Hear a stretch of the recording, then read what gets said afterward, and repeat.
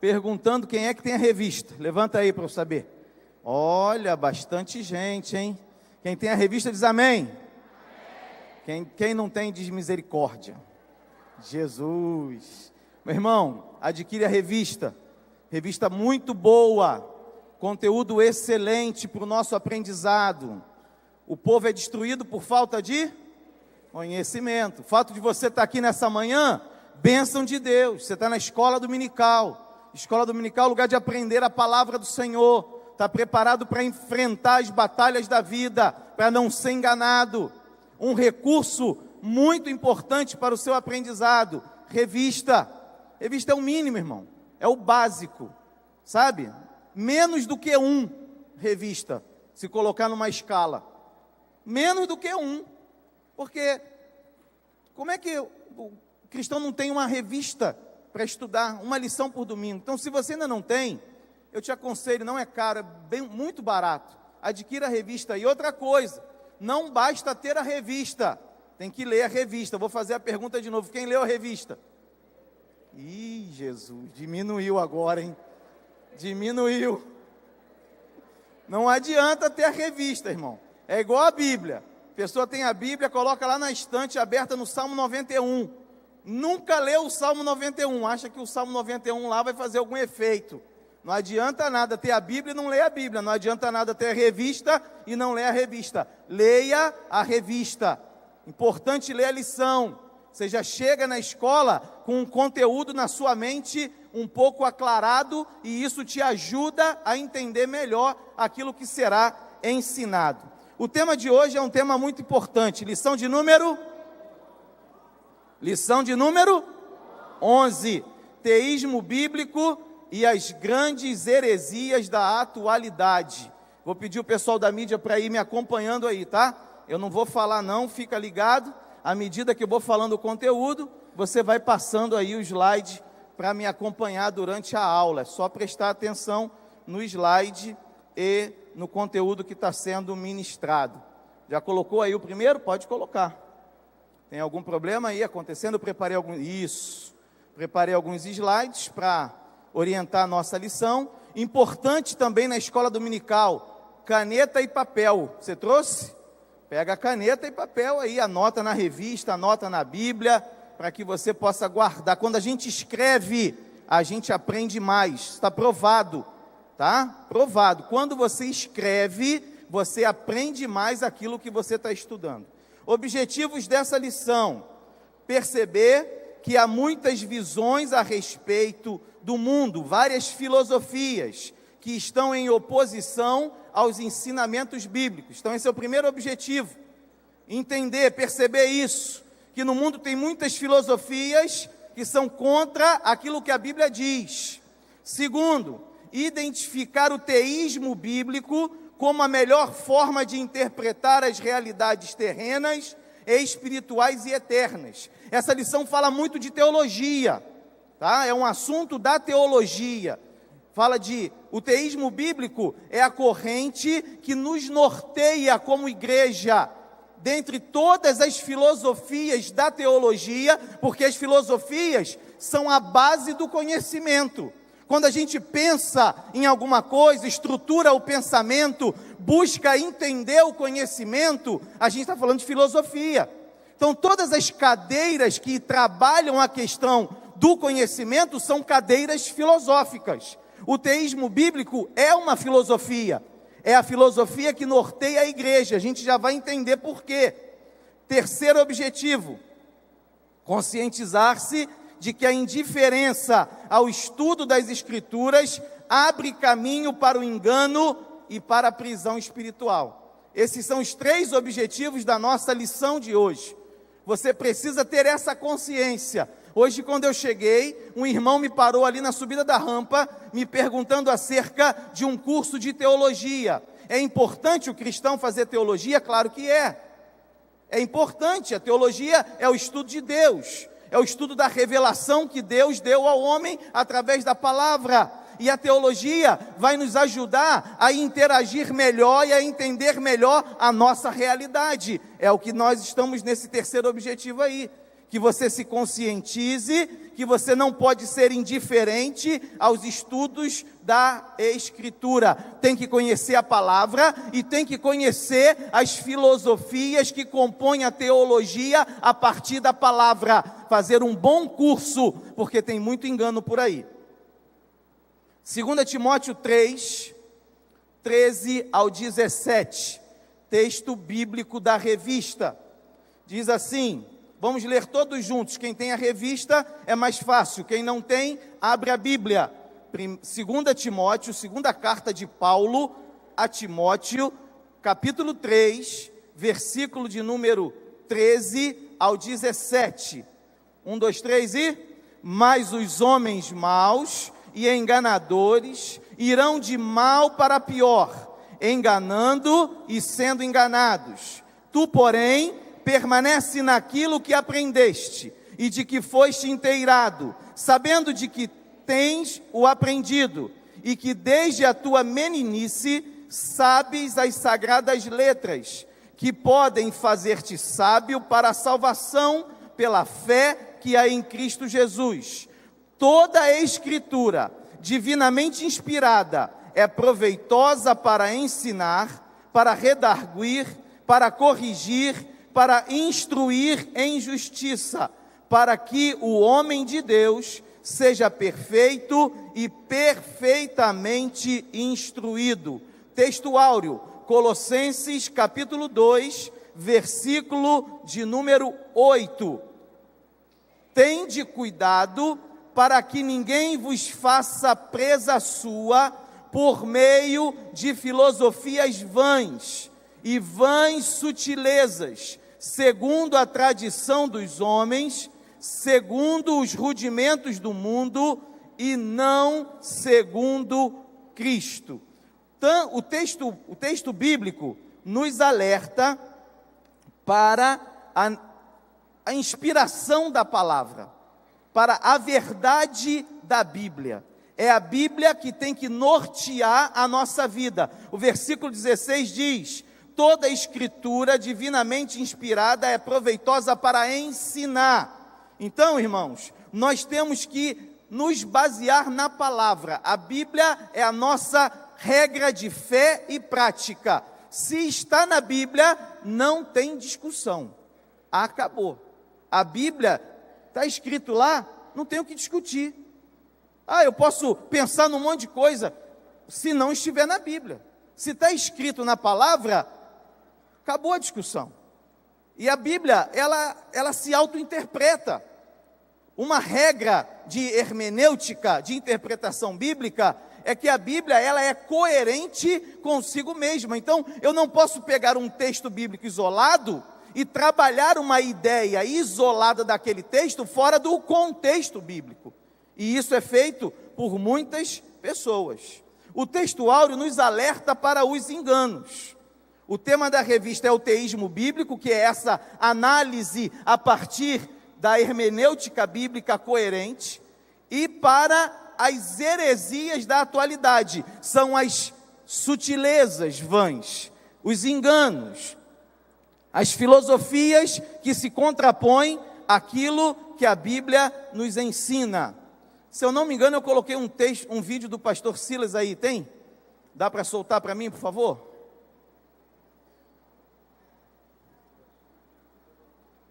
Bota o som.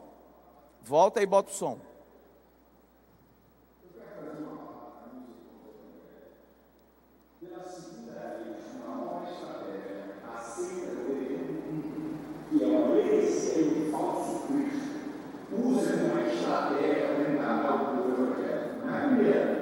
Fizeram isso, enganaram pastores. Agora eles vêm com um evento, na Aliança, aí nessa arena de São Paulo, um evento de família, uma maneira de atrair para a sua heresia, e um monte de cantor evangélico fazendo graça para uma seita herética.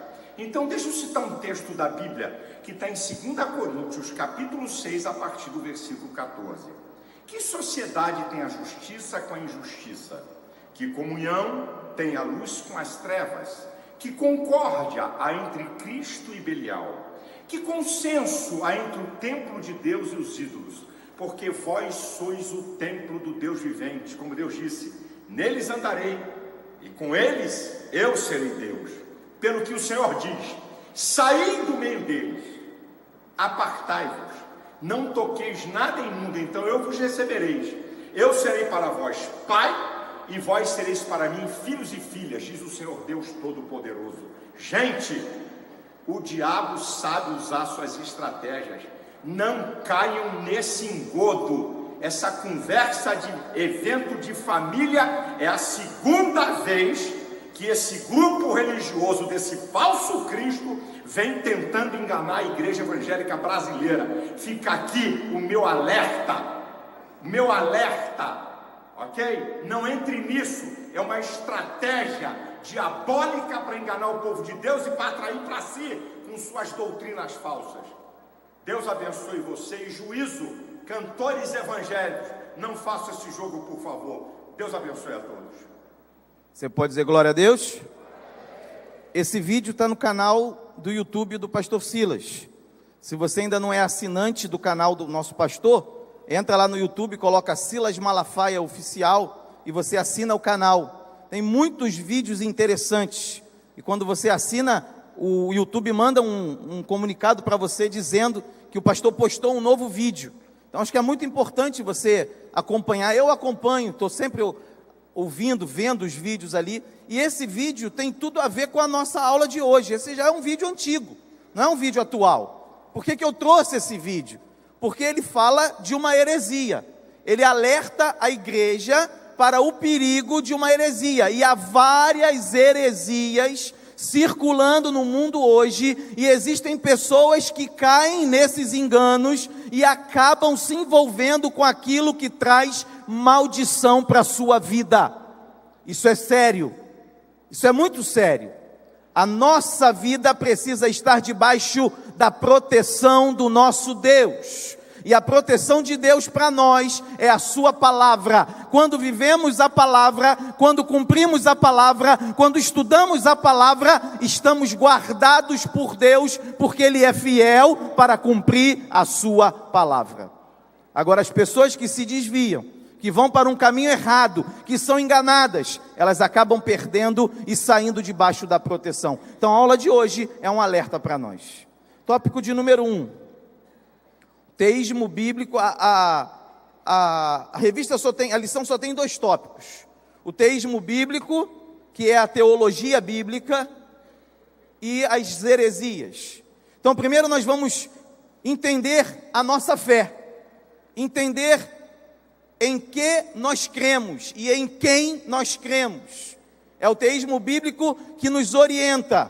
Então, o teísmo bíblico é a compreensão da realidade mais próxima às Escrituras. A doutrina caracterizada por afirmar a existência de um único Deus, de caráter pessoal e transcendente, soberano do universo e em relacionamento com o homem. Te vem de tel, que significa Deus. Ismo é um sufixo que dá uma ideia de filosofia, doutrina, sistema. Então, teísmo é a filosofia de Deus. É a filosofia que apresenta quem é Deus. Teísmo bíblico é a cosmovisão, a maneira como compreendemos o nosso Deus e nos relacionamos com Ele. Essa é a definição teológica para teísmo bíblico. Quem é o nosso Deus? Quem é o Senhor da nossa vida? Quem é o Deus a quem nós adoramos? Isso é importante? É importantíssimo. Nós precisamos ter absoluta convicção de quem é o Deus a quem nós servimos. Quais são suas características? Qual é o seu relacionamento com o homem, com a sua criação? Temos que ter isso de uma forma muito clara e objetiva, porque é nesses detalhes que as heresias começam a atuar. Um pequeno engano aqui, um pequeno engano ali, e começam a mudar aquilo que a Bíblia diz. E porque muitos não leem a palavra e não estudam a palavra, vão sendo enganados e começam a acreditar em mentiras. Tópico 1.1. O universo como um todo foi criado por Deus. Não tem meio termo. Não existe evolucionismo criacionista. Já ouviu falar isso? Já. Hoje existe uma corrente chamada teologia liberal. Provavelmente a maioria não ouviu. Quem estuda teologia sabe disso. O liberalismo, a teologia liberal, começa a corromper o que a palavra diz, e chegam a associar hoje a obras, livros escritos, para provar que o evolucionismo é bíblico. Mas só que a Bíblia diz o seguinte no Salmo 24, 1 e 2, do Senhor é a terra, e tudo o que nela existe, o mundo e os que nele vivem, pois foi Ele quem fundou a terra sobre os mares, e firmou a terra sobre as águas. Colossenses 1, 15 e 16 diz, sobre Jesus, Ele é a imagem do Deus invisível, o primogênito de toda a criação, pois nele foram criadas todas as coisas nos céus e na terra, as visíveis e as invisíveis, sejam tronos ou soberanias, poderes ou autoridades, todas as coisas foram criadas por Ele e para Ele. Diga amém, meu irmão. Diga glória a Deus, acorda aí nesse momento. É a palavra do Senhor nos afirmando que tudo que existe, seja visível ou invisível, aquilo que o seu olho vê e aquilo que ele não vê, tudo foi criado por Deus, por meio do verbo que se fez carne, a palavra da criação, o Logos divino, criou todas as coisas por Ele e para nos abençoar. 1.2 da revista, Deus é transcendente e imanente ao mesmo tempo. Coloquei algumas outras características de Deus: a onipotência, a onipresença, a onisciência. Nós já conhecemos bem essas características. A onipotência, Deus tem todo o poder.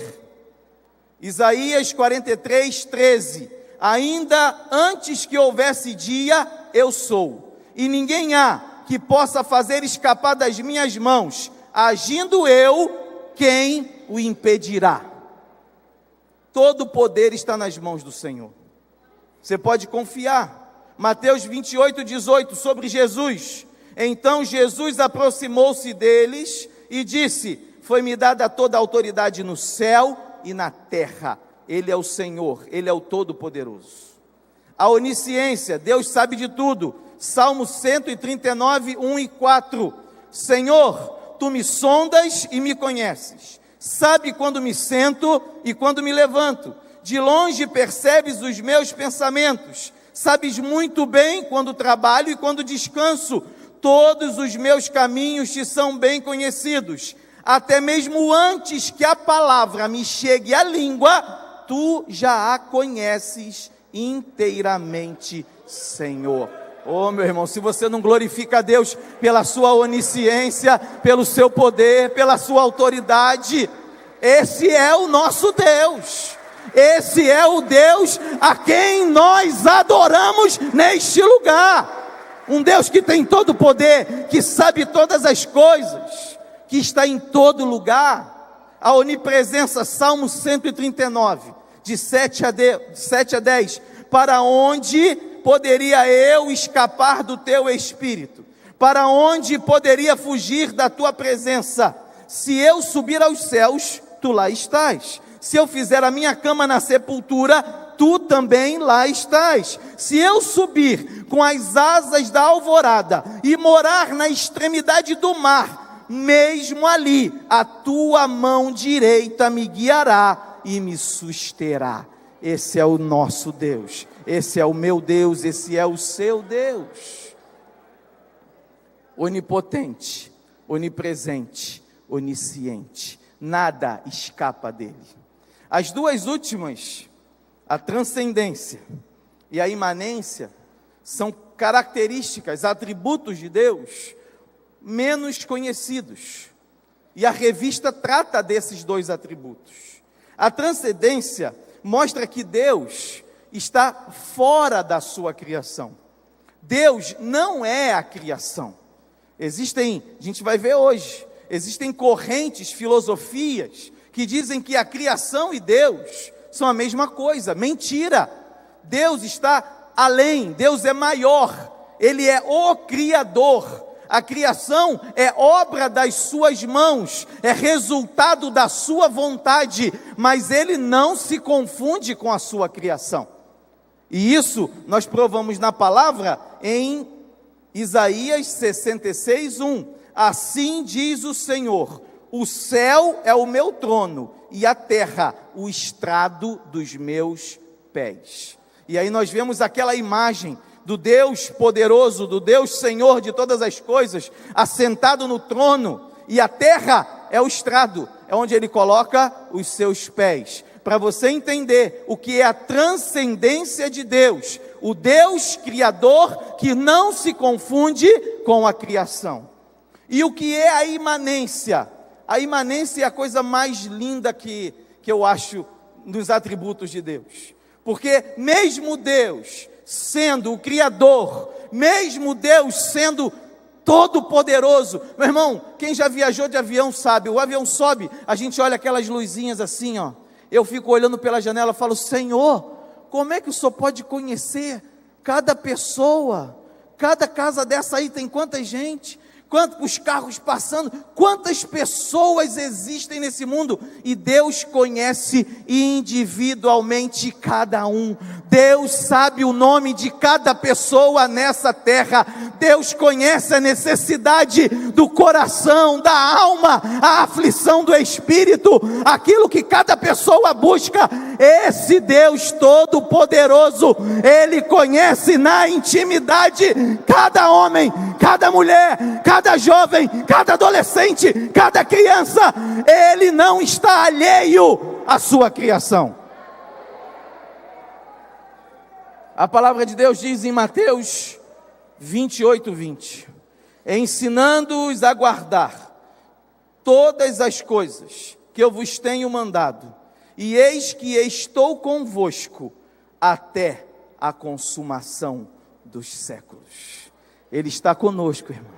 Ele é o Criador, Ele é o Deus, Ele é o Eterno, Ele é o Todo-Poderoso, é Ele que faz tudo acontecer, e apesar de toda a sua glória e grandeza, Ele está conosco cada dia da nossa vida. Mateus 18:20 diz: porque onde estiverem 2 ou 3 reunidos em meu nome, aí eu estou no meio deles. Esse é o Deus imanente. Ele está aqui nessa manhã, Ele fala contigo, Ele te instrui, Ele te alegra, Ele te dá força para conseguir alcançar os objetivos que Ele mesmo traçou para você.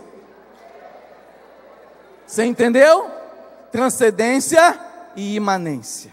1.3 da lição: o Deus revelado nas Escrituras é um Deus trino. Eu não vou ler, mas depois eu queria que você lesse em casa João 14, do 7 ao 21. Anota aí para você ler em casa. Essa passagem mostra claramente a atuação de Deus Pai, Deus Filho e Deus Espírito Santo. Os três são um só. A Trindade, ela é uma doutrina bíblica que você precisa crer. É muito complicado, é difícil, a nossa mente não alcança. Como três podem ser um? É contrário à lei da física. A física diz que só um corpo pode ocupar um espaço, não tem como 2 corpos ocuparem o mesmo espaço. Mas o nosso Deus, irmão, ele não está sujeito à física. O nosso Deus, Ele é o Criador das leis da física. Ele está acima de todas as coisas. E Ele se revela. E a revelação de Deus ao homem é que se mostra de uma forma linda na Trindade. Deus Pai, aquele que criou, aquele que fez todas as coisas, Deus Filho, aquele que deixou a sua glória e se fez homem por amor para te salvar, e o Deus Espírito Santo, aquele que permanece conosco, nos ensinando cada dia, nos ajudando, corrigindo, exortando, para que não pequemos, a fim de que naquele dia o nosso nome seja anunciado nas nuvens e estejamos para sempre com o Senhor. Essa é a expressão. Essa é a revelação de Deus. Você precisa entender e conhecer quem é o Deus que você serve. Nós temos que ter essa noção clara. Deus é o Criador. Nada que existe, seja visível ou invisível, não foi criado por Ele, Ele criou tudo. Deus, Ele é transcendente, Ele é imanente, é onipresente, onipotente, onisciente. Ele se revela como um Deus triuno. São 3 pessoas em uma manifestação de Deus aos homens. 2 Coríntios 13, 14. Eu quero que você estenda a sua mão. Essa é a bênção que nós ministramos ao final de cada culto. E nessa bênção estão presentes as 3 pessoas da Trindade. Que a graça do nosso Senhor e Salvador Jesus Cristo, que o amor de Deus, nosso eterno e bondoso Pai, e que a comunhão do Espírito Santo, nosso Consolador, seja com toda a igreja. E a igreja diz: amém, aleluia. Isso é para você entender, irmão, a palavra do Senhor. Você já entendeu quem é o Deus que você serve? Isso é teísmo bíblico. Isso é teísmo bíblico. Então, para você entender essa expressão, teísmo bíblico, o que é? A expressão significa a crença, a fé que nós temos em Deus, de acordo com aquilo que a Bíblia revela dele. Amém? Entendeu? Posso passar para o segundo tópico? O segundo tópico, irmão, ele é um pouco mais complicadinho. Porque o segundo tópico, ele vai entrar nas heresias. Falar de heresia não é bom, não. Bom é falar de Deus. Vamos falar de Jesus. Vamos falar das bênçãos.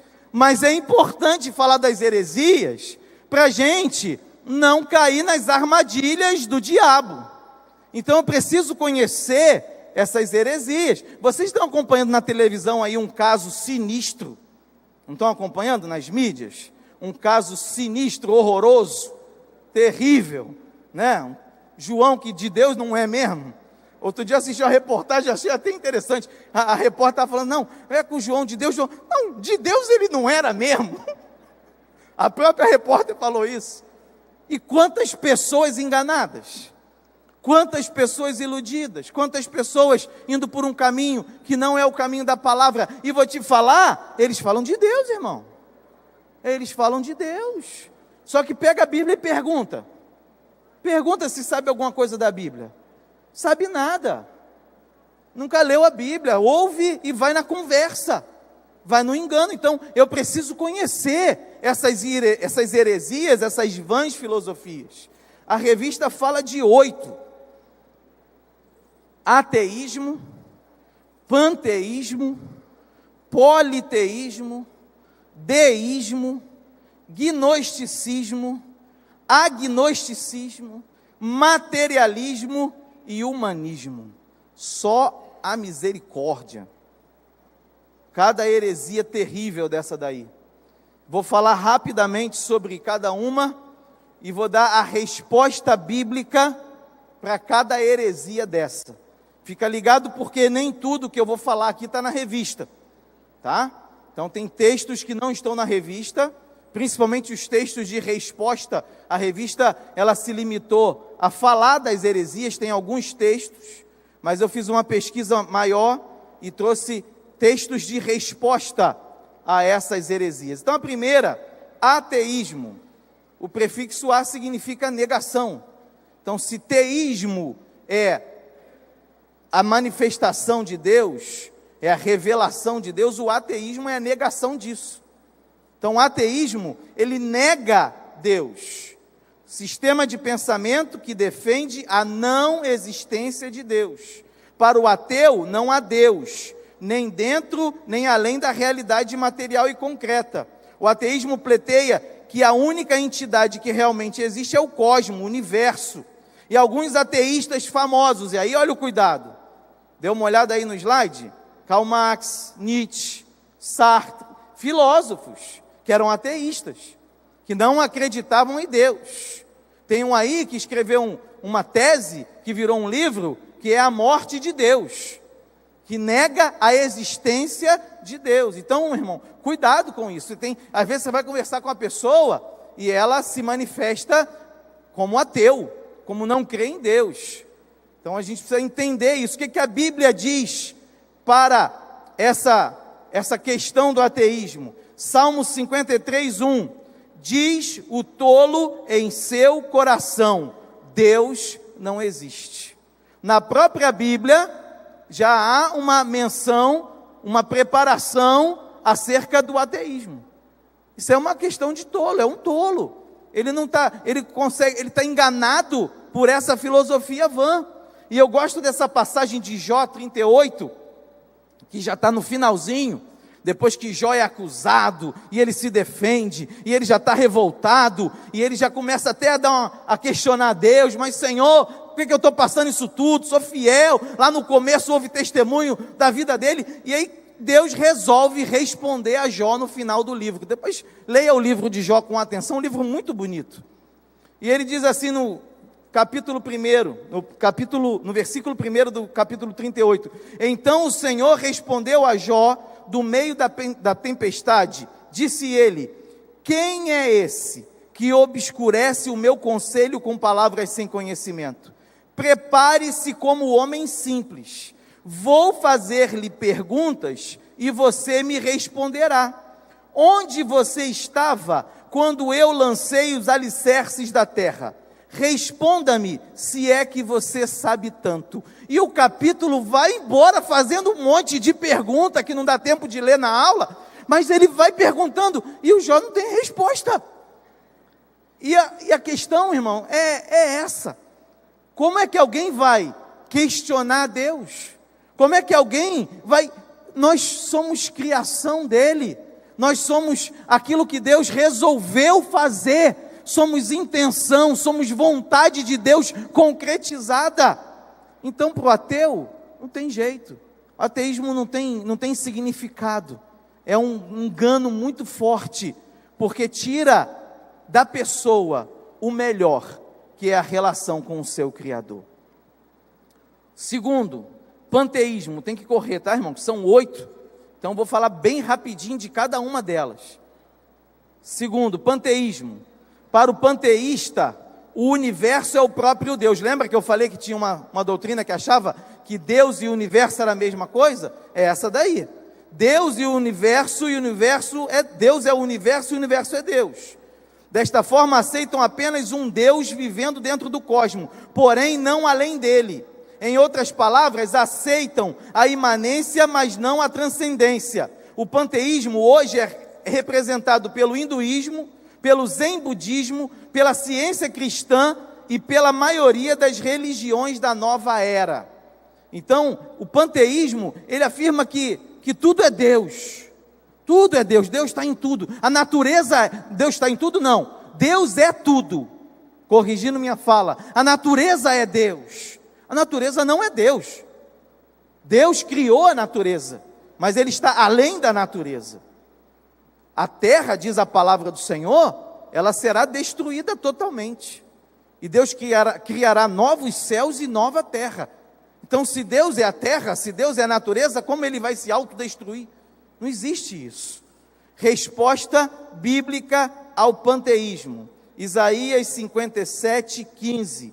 Pois assim diz o alto e sublime, que vive para sempre, e cujo nome é santo: habito num lugar alto e santo, mas habito também com o contrito e humilde de espírito, para dar novo ânimo ao espírito do humilde e novo alento ao coração do contrito. Então o nosso Deus, Ele é transcendente e Ele é imanente. Ele está em nós, mas ao mesmo tempo Ele está além da sua criação. Politeísmo, esse é bem conhecido. A Bíblia, ela mostra isso com muita clareza. Esse é um engano que hoje, eu acho que o politeísmo, irmão, ele, no Ocidente pelo menos, o Oriente, ele é muito panteísta, né? Há muito gnosticismo, e nós estamos sendo, a sociedade ocidental está sendo contaminada por isso. Mas o Ocidente, ele é muito marcado pelo politeísmo, muito mais do que o panteísmo. Já começa lá na Grécia. Quem lembra de mitologia grega? Quantos deuses tinha na mitologia grega? 1 milhão deles, né, irmão? Tinha Deus de tudo.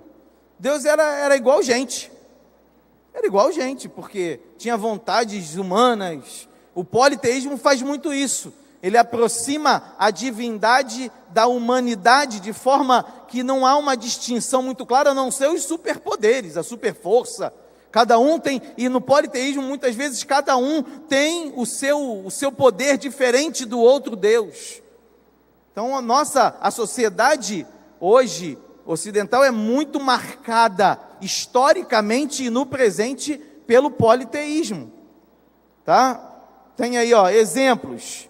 Antiga Grécia, Roma, Egito, botei uma imagem, olha lá.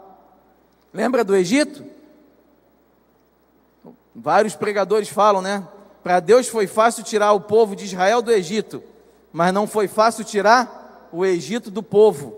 O que é tirar o Egito do povo? Era arrancar as crenças erradas, o politeísmo. Quando Moisés sobe o monte para falar com Deus, para receber a lei, o que acontece lá embaixo? Já fazem um bezerro de ouro. De onde é que veio esse bezerro de ouro, irmão? Politeísmo, lá do Egito. Crenças que estavam arraigadas, que estavam internalizadas. E aí vem a resposta bíblica para o politeísmo. Deuteronômio 13:15. O Senhor teu Deus temerás, e a Ele servirás, pelo seu nome jurarás, não seguireis outros deuses, os deuses dos povos que houver ao redor de vós, porque o Senhor teu Deus é um Deus zeloso no meio de ti, para que a ira do Senhor teu Deus não se acenda contra ti e te destrua de sobre a face da terra. Deus não tolera a idolatria, e o politeísmo é idolatria. Ele é o único Deus, Ele é o Senhor. Pecado contra a sua santidade, contra a sua autoridade, a sua soberania, é um pecado terrível. Então cuidado, irmão, não cai em armadilha de politeísmo, não. Você serve somente a Deus e a Jesus Cristo, seu Filho, manifestação de Deus na terra para a salvação dos homens. 2.4, deísmo. Para o pensamento deísta, Deus está além do universo, mas nunca dentro dele. O filósofo deísta afirma que Deus criou o universo, entretanto mantém-se à distância, sem interferir na obra da criação, em nenhum momento ou aspecto. Sendo assim, não se pode conceber um Deus que esteja, eu estou lendo a revista, tá? No controle da vida, tanto no plano individual como coletivo. Resumindo, o deísta e o teísta semelhantemente creem que foi Deus quem criou o mundo, porém o deísta afirma que Deus não se envolve na criação. O Criador entregou o universo ao seu bel prazer, como alguém que deu cordas na criação, como um relógio, e desde então o mundo segue o seu fluxo de maneira natural e aleatória. Então o deísta, ele prega, ele defende que Deus criou, só que ele diz que Deus está alheio, que Deus colocou no automático, né? Carro que tem piloto automático, você bota lá o botão, tira o pé do acelerador e ele mantém aquela velocidade. Eles acreditam nisso, que Deus faz a terra girar e está no automático, e que ele está alheio, que ele não está preocupado com o que está acontecendo no mundo. Meu irmão, a Bíblia é clara, Deus governa, Ele é o Senhor, Ele não está fora não, Ele está olhando tudo o que acontece na sua criação. Os olhos do Senhor estão sobre a terra, e tudo o que acontece nesse mundo está debaixo do governo de Deus, nada escapa das suas mãos. Tem um texto que eu acho lindo, quando Deus escolhe Ciro para realizar uma missão com o seu povo. E o texto diz assim: embora você não me reconheça, eu te escolhi para cumprir a tarefa que eu te dei. Já pensou nisso, irmão? Ciro tinha nada, não era israelita, não tinha nada, nem reconhecia Deus, e Deus escolheu e usou aquele homem para cumprir uma missão na terra, um governante. As pessoas acham que Deus deixou no automático. Deixou não. Deus cuida de tudo, Deus permite, Deus deixa acontecer, Deus deixa a gente passar na lutinha para a gente crescer, não deixa, irmão? Deus não deixa no campo individual a gente passar numa batalha. Você já passou batalha aí na sua vida com Deus? Todo mundo já passou, irmão. Eu lembro uma vez, quando eu dava aula na classe Rumo ao Céu, aqui na igreja. Isso aí, meu irmão, é lá 1800 e alguma coisa. A classe era lá na galeria. E aí uma vez teve uma aula sobre as tempestades da vida. Eu era jovem, diácono, não tinha esses cabelos brancos ainda. E aí no meio da aula eu falei assim: Senhor, falei para os alunos, né? Falei, eu estou falando aqui de tempestade, mas eu acho que eu nunca passei uma tempestade. Acho que eu nunca passei uma tempestade assim braba. Passei algumas lutinhas aqui e ali. Acho que eu não... Irmão, cuidado com o que você fala. Cuidado com o que você fala. Irmão, aí o Senhor ouviu, né? Estava dando aula da palavra, né? Aí o Senhor falou assim: você nunca passou não, então eu vou deixar você passar, para você ter uma experiência forte comigo. Irmão, que tempestade que eu passei. Imaginou você ver sua filha recém-nascida num hospital, num leito, a sua esposa com a cabeça aberta no leito do lado, e você sentado do lado das camas, chorando na presença do Senhor, e falando: Senhor, me ajuda, me dá livramento, me dá vitória nessa batalha. São lutas, irmão. Isso significa que Deus perdeu o controle? Que Deus está alheio? Que a filosofia deísta é verdadeira? Negativo. Deus permite que passemos batalhas e lutas e enfrentemos tempestades para saber que Ele está no barco na tempestade conosco, e na hora certa Ele manda o vento parar, o mar se acalmar, porque Ele é o Deus presente na vida de todo aquele que nele crê. É isso aí. Olha o que diz a Bíblia, Mateus 6, 26 a 30, esse eu quero ler. Esse é forte, porque Deus governa o mundo e governa a nossa vida, está presente, cuida do mundo, sustenta o mundo e sustenta a nossa vida. Isso é para edificar sua fé. Mateus 6, 26 a 30, dá para ler aqui? Todo mundo consegue? Vamos ler junto, 1, 2, 3 e... Observem as aves do céu, não semeiam, nem colhem, nem armazenam em celeiros, contudo o Pai Celestial as alimenta. Não tem vocês muito mais valor do que elas? Quem de vocês, por mais que se preocupe, pode acrescentar uma hora que seja a sua vida? Porque vocês se preocupam com roupas. Vejam como crescem os lírios do campo. Eles não trabalham nem tecem. Contudo, eu lhes digo que nem Salomão, em todo o seu esplendor, vestiu-se como um deles. Se Deus veste assim a erva do campo, que hoje existe e amanhã é lançada ao fogo, não vestirá muito mais a vocês, homens de pequena fé? Oh, irmão, é a palavra do Senhor. Se alegra no Deus que cuida da sua vida, se alegra no Deus que te sustenta, que te veste, que te alimenta, que está presente em todas as situações da sua vida. Glória a Deus. 5. Gnosticismo. Gnosticismo é um grande perigo, irmão. Gnosticismo está tomando conta. Quem tem filho aí, Jesus, meu irmão, que batalha que é. Cuidado. Gnosticismo, filosofia ligada ao misticismo, magia, esoterismo. Gnóstico dedica-se à busca de um conhecimento elevado, por meio do qual o indivíduo supostamente, sem qualquer influência, independente de qualquer pessoa ou obra expiatória, pode alcançar a salvação. Hoje, o gnosticismo tomou conta da televisão. Quem tem filho, cuidado com o que seu filho assiste. Lá em casa é uma batalha com minha caçula. E eu chamo a atenção, porque, meu irmão, não tem um desenho que não tem magia. Não tem um desenho que não tem feitiçaria. Os desenhos mais bobocas tem lá. A outra que é mágica e faz... Isso é puro gnosticismo. É misticismo, é esoterismo, é magia. Então a gente precisa estar muito atento para não cair nessas armadilhas, para não permitir que isso entre na nossa vida. E tem adulto que gosta disso também. Tem adulto que gosta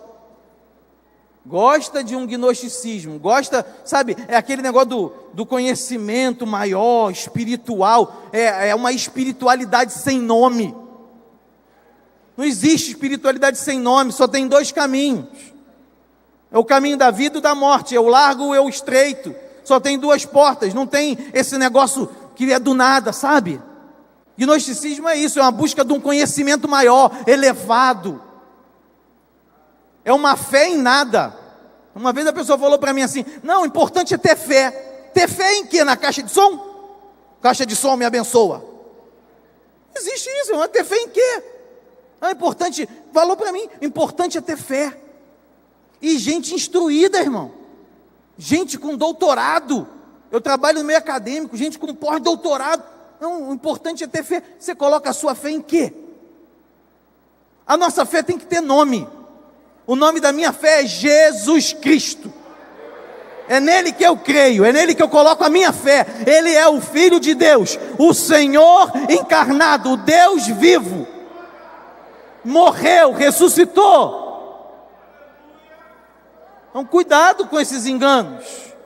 Gnosticismo é um grande perigo. Passa aí a resposta ao gnosticismo. João 14, de 6 a 10. A conversa de Jesus com Filipe. Jesus respondeu: eu sou o caminho, a verdade e a vida. Ninguém vem ao Pai a não ser por mim. Interessante, eu gosto de falar desse vem. Ninguém vem, não é vai. Tem muita gente que lê esse versículo errado. Ninguém vai ao Pai. Jesus, ninguém vem ao Pai. Por quê? Porque Ele e o Pai são um. E aí, o versículo seguinte diz: se vocês realmente me conhecessem, conheceriam também o meu Pai. Já agora vocês o conhecem e o têm visto. Disse Filipe: Senhor, mostra-nos o Pai e isso nos basta. Jesus respondeu: você não me conhece, Filipe? Mesmo depois de eu ter estado com vocês durante tanto tempo? Quem me vê, vê o Pai. Como você pode dizer, mostra-nos o Pai? Você não crê que eu estou no Pai e que o Pai está em mim? As palavras que eu lhes digo não são apenas minhas. Pelo contrário, o Pai que vive em mim está realizando a sua obra. É por isso que o nome da minha fé é Jesus Cristo. O gnosticismo quer encontrar um Deus sem nome. Quer encontrar um Deus espiritual. Deus tem nome. O nome dele é Jeová. É o Deus que se manifestou primeiro aos judeus e depois aos gentios. E a nós se revela em Jesus Cristo, seu Filho amado, que veio do céu para morrer na terra pelos nossos pecados. Essa é a resposta ao gnosticismo. O agnosticismo, número 6, estou correndo aqui por causa da hora, já vou acabar. O agnosticismo é o contrário do gnosticismo. Não se esqueçam que o A significa negação. Então, o agnosticismo, um agnóstico, é aquele que nega o conhecimento. Ele não aceita, ele acha que o ser humano não tem como chegar ao conhecimento da verdade. Enquanto o outro busca uma verdade que não tem nome, esse aqui acha que não tem como chegar lá. Diferente do ateu, ele não nega a existência de um Deus pessoal e criador, mas afirma que é impossível ter qualquer garantia de que ele exista. Esse, coitado, é mais perdido que o outro. E aí eu quero ler Hebreus 1, de 1 a 3, que esse texto. Deus se revela, irmão. Deus se mostra. Nosso Deus é um Deus que o tempo todo busca relacionamento com o homem. É só olhar a Bíblia. O tempo todo Deus está buscando relacionamento. Deus quer falar contigo. Quantas vezes Deus fala aqui do púlpito numa palavra, fala num louvor, Deus fala por intermédio de uma pessoa, Deus fala numa situação da vida. Deus quer ter relacionamento, Deus se revela ao homem.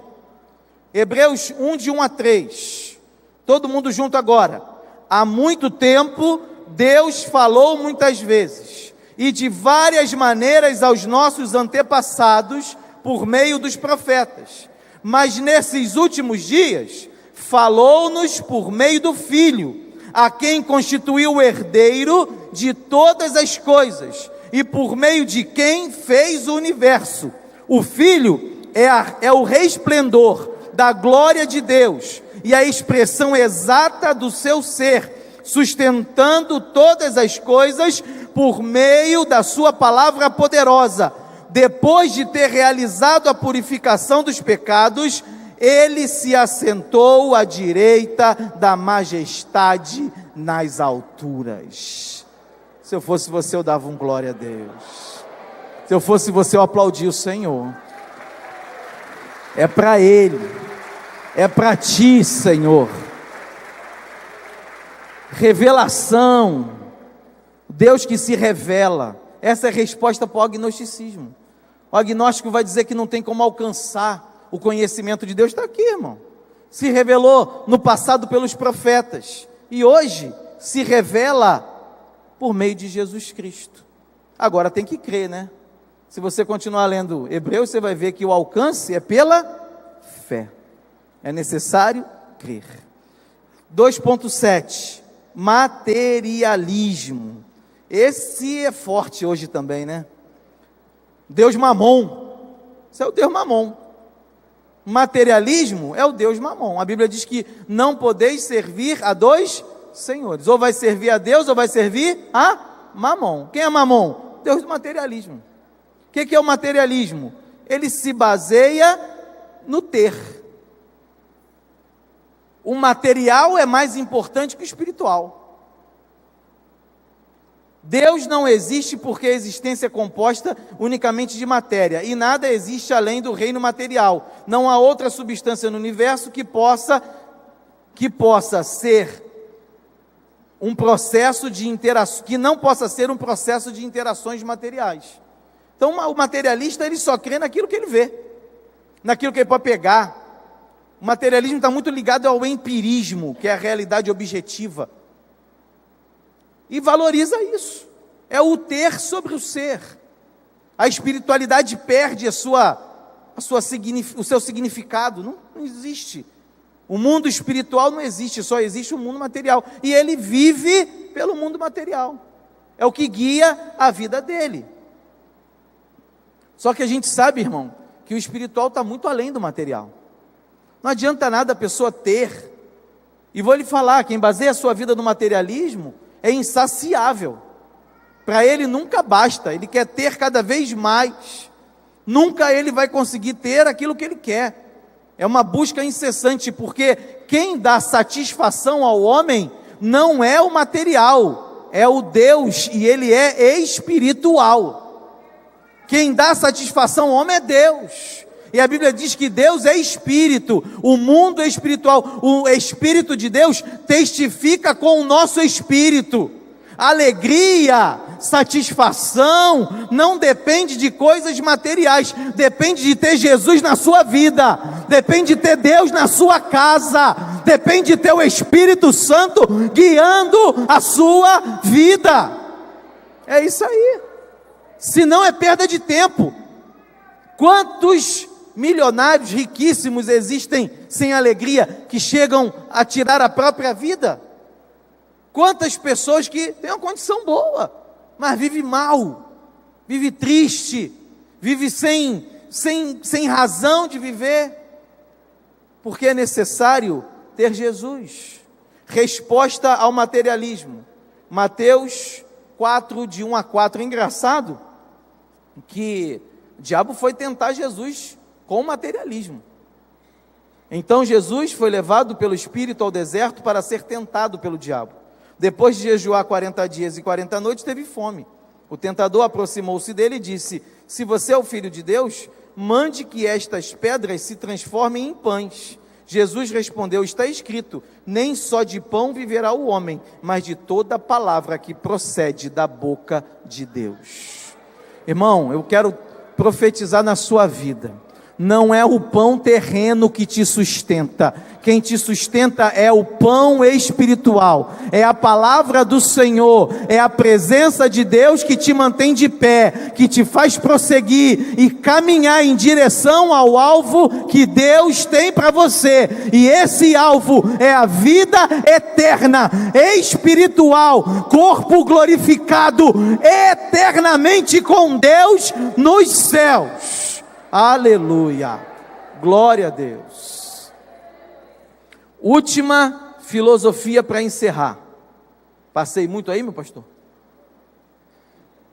É que é grande essa lição, irmão. Imagina 8. Humanismo. Sistema filosófico cuja figura central é o próprio ser humano. O humanismo coloca o homem no centro de tudo. Já viu essa imagem por aí? O homem, tudo é o homem. O homem é importante, irmão? É importante ou não?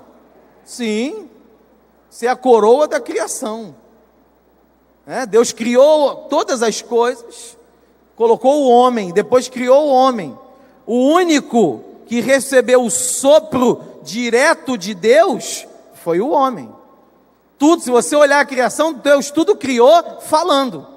E haja e ouve, e haja e ouve, e haja e ouve. Mas quando chegou no homem mudou. Façamos o homem a nossa imagem e semelhança. Deus reuniu a trindade, façamos os três.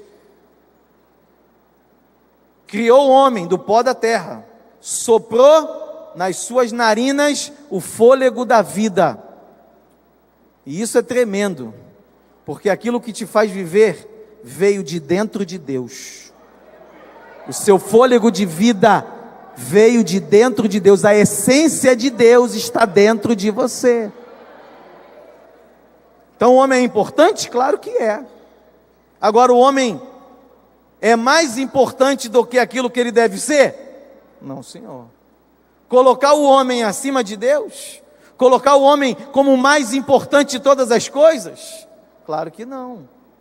Nós temos que entender o nosso lugar, temos que saber da importância que Deus nos deu, mas temos que reconhecer que só temos essa importância porque Ele nos deu.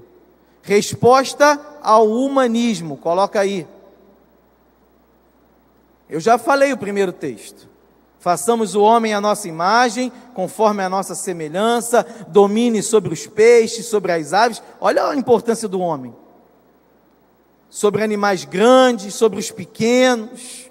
Criou Deus o homem à sua imagem, a imagem de Deus o criou, homem e mulher os criou. Gênesis 2:7, então o Senhor formou o homem do pó da terra e soprou em suas narinas o fôlego da vida. E aí vem o 3:19, para a gente não esquecer.